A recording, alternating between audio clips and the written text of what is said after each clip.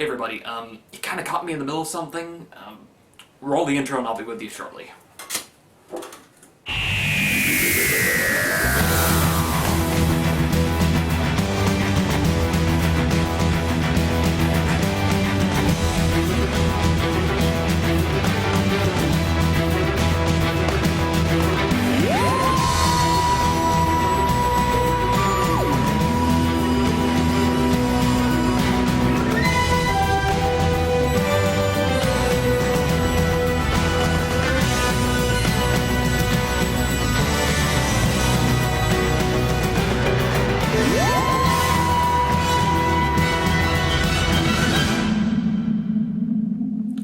Now, if I've timed this right, we should have just marked the 9-year anniversary of Half-Life 2's original release. Now, that's a great longevity for both the game itself and the source engine it runs on. Now, you're probably asking, wow, that's a lot of time. Why hasn't Valve made a Half-Life 3 yet? Well, the answer to that is tricky. Shortly after Half-Life 2's debut, a new trend popped up thanks to the growth of digital distribution: episodic gaming. Consumers could purchase a season pass and receive a full game divided into 5 or 6 episodic installments, anywhere from 2 to 4 hours in length and usually delivered once every month or two. This was a fairly unique idea and one developers really liked. They could stagger a game's launch over a longer period, create shorter and more focused stories with an overarching plot, and iron out gameplay elements and bugs based on player feedback from earlier episodes. Unfortunately, the only people who ran with the idea were Telltale Games, who used it to resurrect the long-lost adventure game icons of Sam & Max and Guybrush Threepwood. They even landed franchise deals, allowing them to create a Back to the Future tie-in series, and more recently they hit the big time with the critically acclaimed The Walking Dead. For others, it didn't work out so well. Ritual Entertainment tried to revive the Sin franchise, a game nearly eclipsed by their competing release with, of all things, the original Half-Life. Ritual only released one episode to a lukewarm reception before the company was bought out by Mumbo Jumbo, another game developer best known for those discount PC games you'll find at your local Target. Valve saw episodic gaming in a different way, more as expansion packs, or half-sequels, if you will. The episodes were planned to continue the story from Half-Life 2 and expand on the universe to set the stage for future games. Of course, this is Valve we're talking about, so things didn't quite go as planned. An episodic trilogy was announced in February 2006, a little over a year after Half-Life 2's original release. Episode 1 made its debut on Steam June 1st that same year, and later in stores as a standalone game. Episode 2, however, suffered constant delays and setbacks, despite supposedly being developed at the same time as Episode 1. Episode 2 didn't see a release until October 2007, a good 16 months after the last episode. Now, if you refer back just a couple of minutes to my overview of episodic gaming, the idea is to use the same assets to make shorter games over a shorter period of time. To say Valve missed the point is a gross understatement.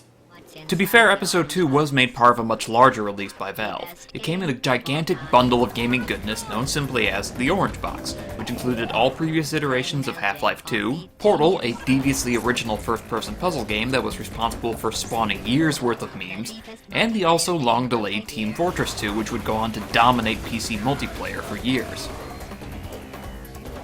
As for Episode 3, well, chances are if you've been on the internet long enough, you've heard something about that already. If not, we'll discuss it later on.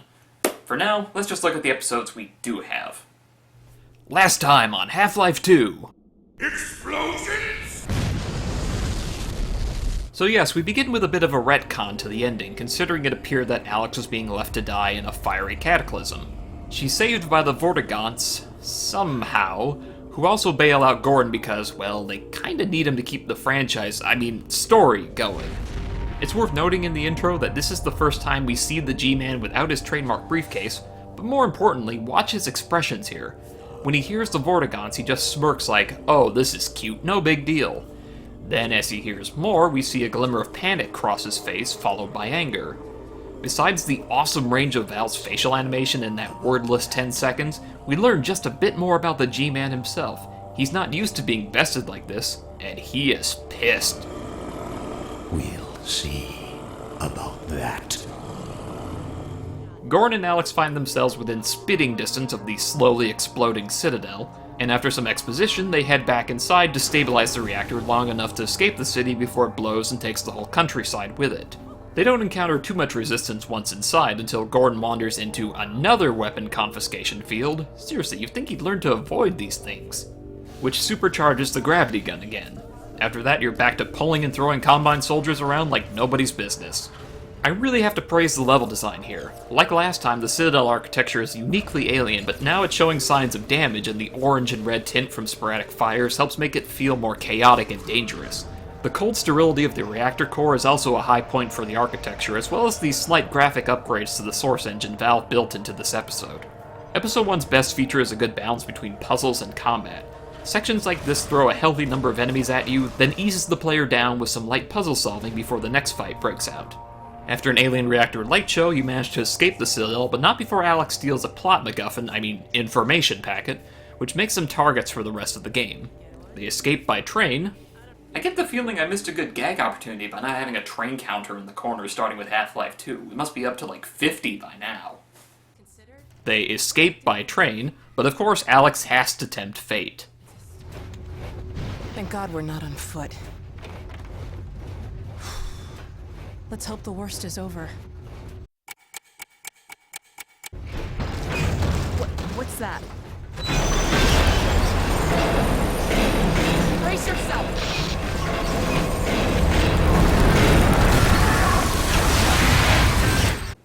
I realize I've neglected to mention the new Stalker enemies in the game until now. I should probably remedy that before this next scene. The Stalkers were what the developers envisioned the Combine did to disobedient citizens. Basically turn them into cyborg husks and put them to work as the Citadel's maintenance crew.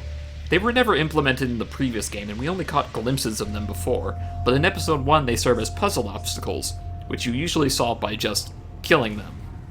Kinda grim now that I think about it. So why is this important? Because the game is showing us again how inhuman the Combine and the people who have joined them have become. It's woven into the story. It's not just a cutscene or dialogue, it's part of the gameplay. Also, guess what that train car was full of?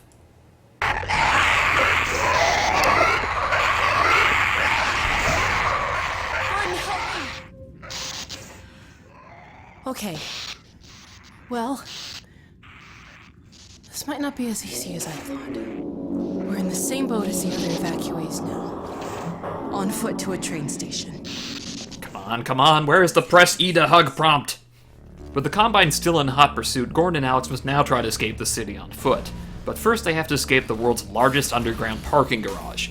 Seriously, this place must be a mile underground. Where the hell did that train crash take us? This section almost borders on survival horror territory as you navigate hordes of zombies in pitch-black tunnels, and in a nice twist on the AI partners have infinite ammo trope, the game lets players mark targets for Alex with their flashlight. Once you escape the underground, the gameplay becomes familiar again, fighting the Combine through City 17 streets with the help of Resistance members until you reunite with Barney. Aw, hell, Gordon, were you followed again? Listen, I don't have many more of these, so try not to lose this one, okay? I had missed you, Mr. Crowbar! And just in case you didn't get enough zombies earlier, your little detour takes you through an abandoned hospital full of them. So much for medical supplies. I found a shotgun.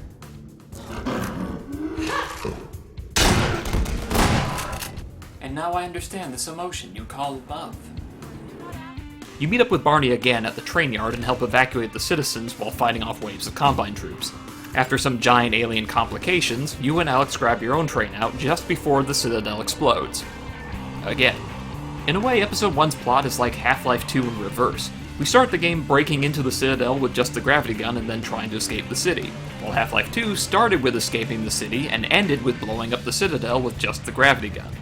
This episode is mostly about tying up loose ends from the previous game, but also sows the seeds for new plot lines and mysteries. We get our first real glimpse of what the Combine's leaders look like when Alex and Gordon stumble across a room full of incubator pods.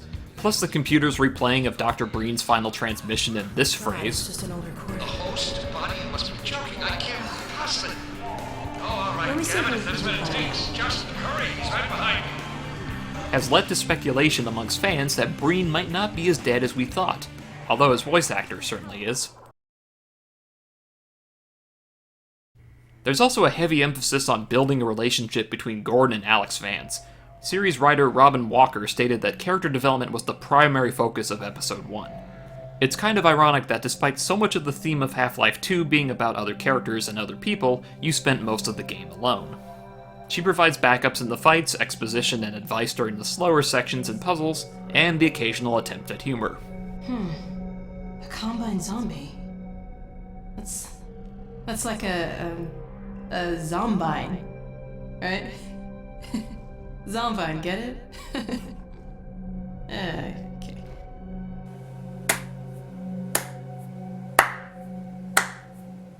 But that relationship gets turned on the player a bit in episode 2. It begins pretty much where we left off, as Alex and Gordon manage to walk away from the second train they've managed to destroy in a day. Our heroes make a call to the science team to give us our plot driver for this episode. It's the Combine. They're trying to open another gateway. Yes, what you're seeing is the infancy of a super portal. They really couldn't think of a better name than Super Portal? Why not Dimensional Rift or Wormhole? Super Portal sounds like a game for the Super Nintendo. And hey, remember how the focus of episode 1 was having you spend time with Alex? Well... Oh my god.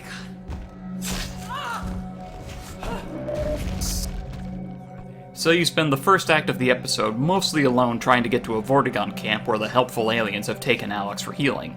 Thanks to Gordon's patented system of stumble down whichever path I find strategy, he ends up lost in an old mine infested with antlions.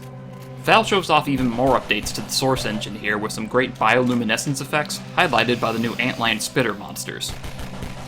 Once the game feels you've had enough alone time, they give you a nice present. Another male NPC voice actor! You idiot. That's Gordon Freeman. The Vortigaunt said he was on the way. All kidding aside, this is one of my favorite set pieces in the episode. You have a dying Alex being tended to by a Vortigaunt, but you've stirred up the antlions in the caves. So with the help of John Laurie and Adam Baldwin, okay, those aren't their names, but I'm going to call them that anyway, you have to hold the line until help arrives using a couple refurbished turrets and a handful of hopper mines.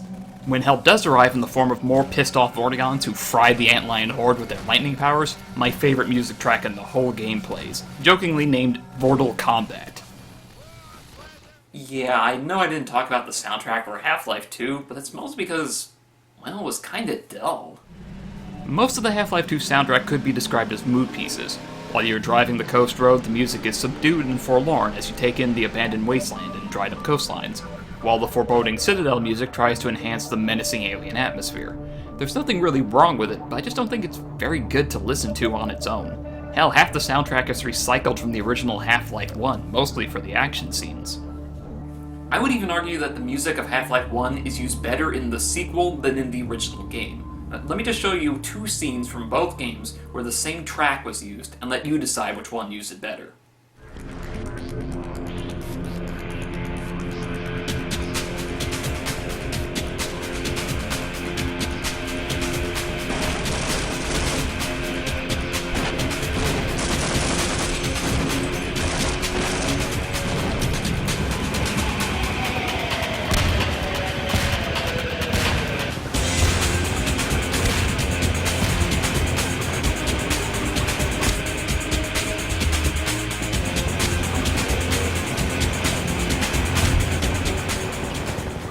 But back on topic, the music in the episodes is a lot better. Each track fits the scene it's used in, but has a stronger rock synth tone to it. Some of the moodier alien tracks sound like they were arranged on a synthesizer, while some tracks used in action scenes sound like someone just wailing on an electric guitar and drum set. Yeah, I know I'm never going to qualify as a music critic, but just give it a listen. Basically, I just think that the soundtrack to the episodes is better because it can stand on its own outside of the game. Also, remember my comment last video about John Patrick Laurie? I wanted to take a moment to highlight his wife's contribution to the Valve games. You may not recognize the name Ellen McLean, but I know you recognize her voice. Well, you found me. Congratulations. Was it worth it? Because despite your violent behavior, the only thing you've managed to break so far is my heart. Yep, the voice of GLaDOS herself. But here's your trivia fact for the day. Her voice is in every game found in the Orange Box. She's the Combine announcement voice from Half-Life 2. Dad, are you there? Dad! And the announcer for Team Fortress 2. Gentlemen, today we launch a monkey into space. Anyway, it turns out the Vorts are all members of the Gordon Freeman fan club, and one draws the lucky straw to lead you to the antlion nest so you can steal something to save Alex. The Vort makes a fun companion, but his commentary flits between ass-kissery A puzzling predicament of the sort was Freeman's fame for swiftly solving. to sarcastic.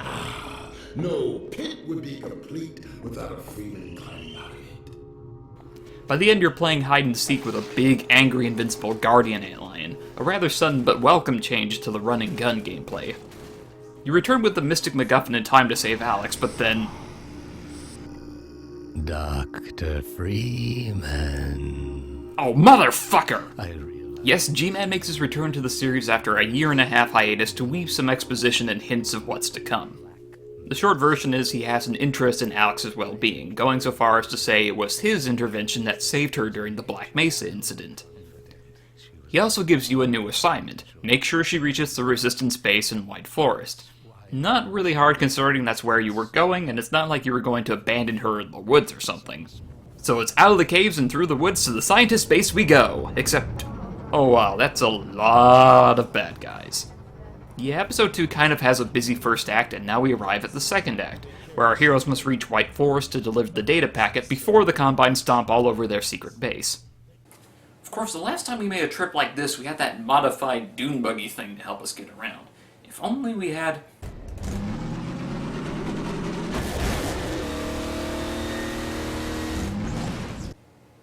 Okay, that will do nicely. Car's got a lot of pickup. Although it doesn't have the front-mounted laser cannon on it like the last one did. We scored. Shotgun. Okay, it's a chick magnet. Good enough.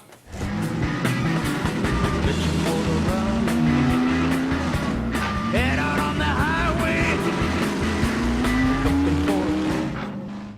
The road trip is more eventful than expected, with a couple Combine roadblocks and ambushes in the way. At one stop, you and Alex get trapped by a group of hunters, giving our heroine a chance to pay them back for the earlier impalement. Another stop pits you against a Combine helicopter trying to shower you with mines, but in an ironic twist, this time you have the gravity gun and can send them right back. The most significant stop is when you find a Combine advisor in some kind of life support system. Unfortunately, even a baby advisor seems more than capable of defending itself, and things get dangerously close to a close encounter of the disturbing kind. You arrive in White Forest in time to pass on the data and take a breather before the Combine attack, and here the exposition comes fast and heavy. Let's see, where to start? How about the revelation that Dr. Vance not only knows about the G-Man, but he got the crystal that started this whole mess from him? Now, if I were Gordon, I'd actually be able to grow a goatee, but I'd also be feeling a sense of relief at this. We so rarely see the G-Man interacting with anyone, it almost feels like the game was building up to this really stupid plot twist where, oh, the G-Man never existed, and Gordon's been imagining him this whole time!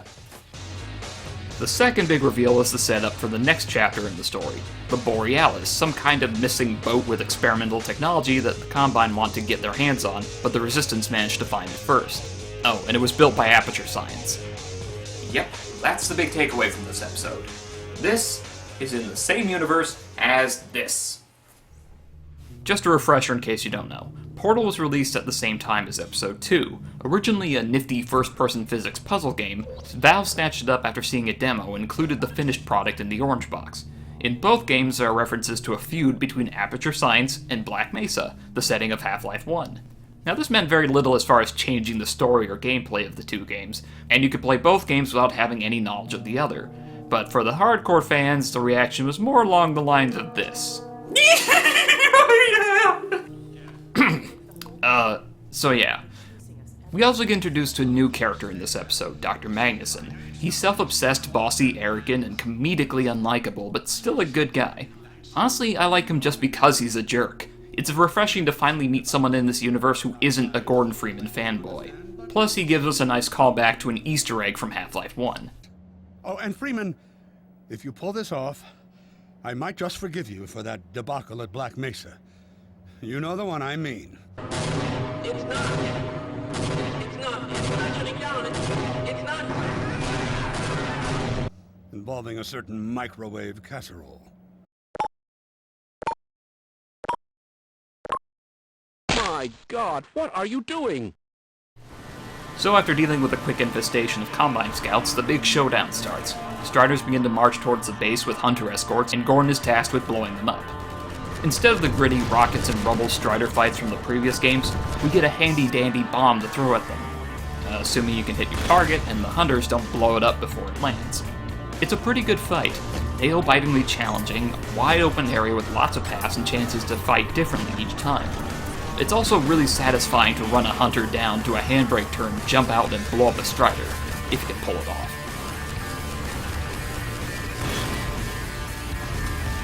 So the day is won, the rocket is launched, the super portal gets closed, and the Combine is dealt a serious blow. Again. And so our heroes depart to find the Borealis in the next episode. Or do they?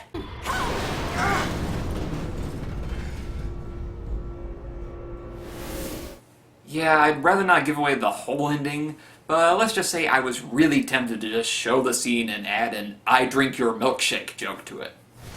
On the whole, I think Episode 2 benefited from the extra time Valve gave to finish it.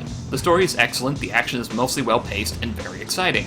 While Episode 1 was focused on wrapping up loose ends left over from Half-Life 2, Episode 2 explores new territory, develops the characters, and advances the plot nicely. Even if there is no Barney in this one. Although maybe they had too much time, considering they had enough time to add a couple Easter eggs like this Lost reference, and a challenge involving taking a garden gnome hidden at the start of the game all the way to the Resistance rocket and sticking it in the payload. Both the episodes are big on set pieces and spectacle, and at times it feels like you're moving from one cool action scene to another, with some puzzle sections in between. I'm not saying that's a bad thing, especially when the scenes are so good. Although the giant seesaw puzzle seems like Valve was just trying to show how proud they were of their physics engine. But I can say I was almost never bored, except for the exposition train in the third act of Episode 2. I guess even Valve realized this section was dragging too much and threw in the Combine scouting party battle to liven things up. There's more I could say about how each episode was developed and what's going on under the hood, so to speak, but I'd really just be repeating what the developers themselves have said. Both games come with an optional developer's commentary mode, which adds floating audio bubbles to the game. Clicking one triggers an audio track or a cutaway where various members of the Valve staff talk about the game as a whole or just certain areas while you're there. Not all of them are great public speakers, but I'd recommend a listen if you want to learn more about how the game came to be from the creators themselves. I do have some negative points just due to the game's age. The game gets jumpy on load screens in window mode, saving at certain times can make the game freeze for a few seconds, and the graphics are getting dated even with the upgrades made in both episodes. These are minor quibbles and some may just be on my end, but it does hurt the game on replay. My biggest complaint, of course, is the lack of an Episode 3. That will be quite enough of that. And thus arriveth the asshole. Should have figured he'd show up when I'm just about done. Then it would appear our contract is nearly complete. But there's so much more I want to say. I mean, there's the controversy around Episode 3, that other game you won't let me mention. You will be released from our service to do whatever it is you do. If you ever mention those subjects again, I will be forced to release these documents which I showed you before. You know what? This whole experience has taught me something. I don't care anymore. This is just fan fiction I wrote in high school about Half-Life.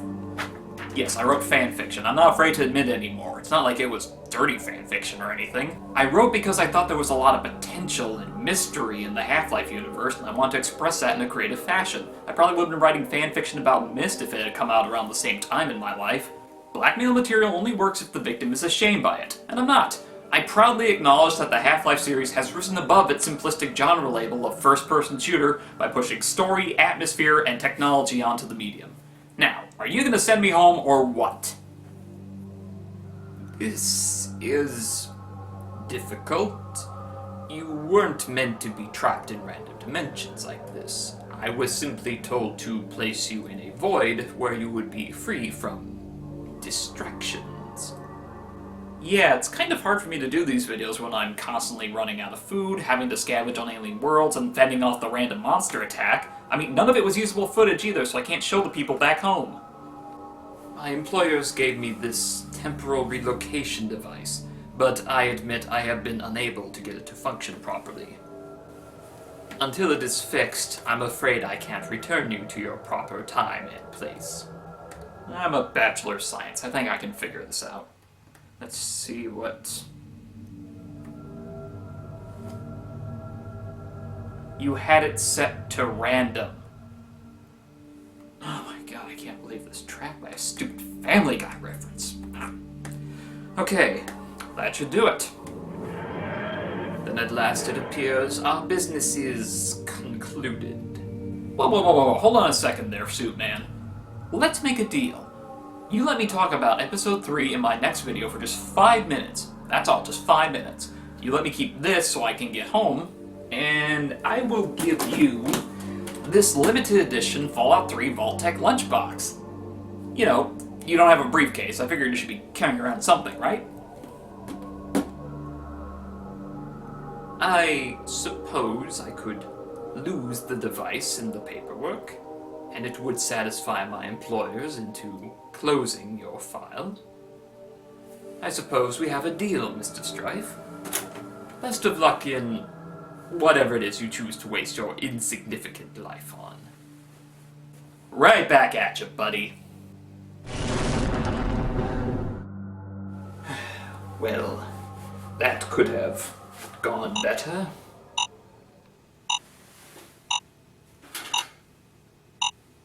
What is? Well, I guess I can cross-kill fictional antagonist off my internet reviewer to-do list. Like I'm gonna let some menacing unknown force keep me from talking about something. I'm an internet reviewer. Very smelly internet reviewer. Oh, when's the last time I changed clothes? Time for a wardrobe change.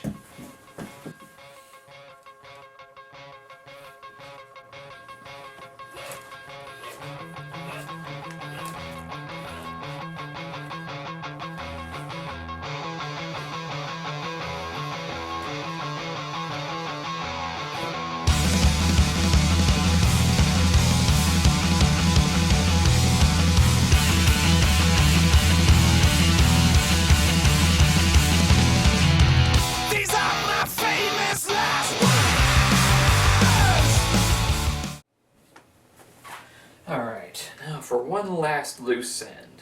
I missed MagFest earlier this year, but it looks like this remote moves my room around in time and space like a low-budget TARDIS. So I just push these, and...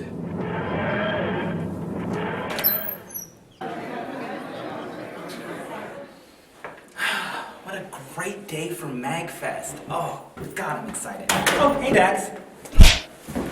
That's for putting plot in my videos! Nice seeing you. Ah, that was satisfying. Now, where else can this take me? Low battery warning? Anyone know how to charge interdimensional remotes?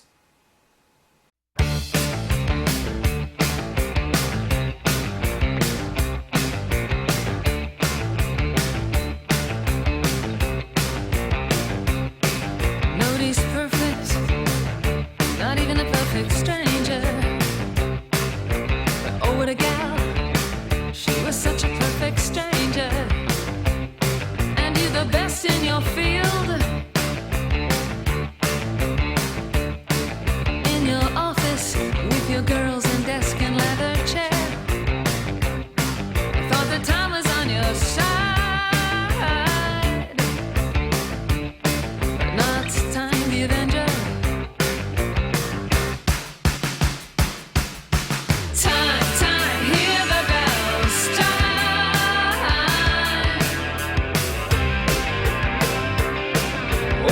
In the city.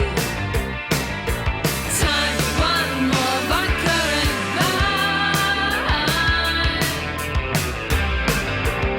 to help paralyze that tiny little tick, tick, tick. Very nice. Thank you. You okay? Yep. I need to open that door again. Yep. Lol.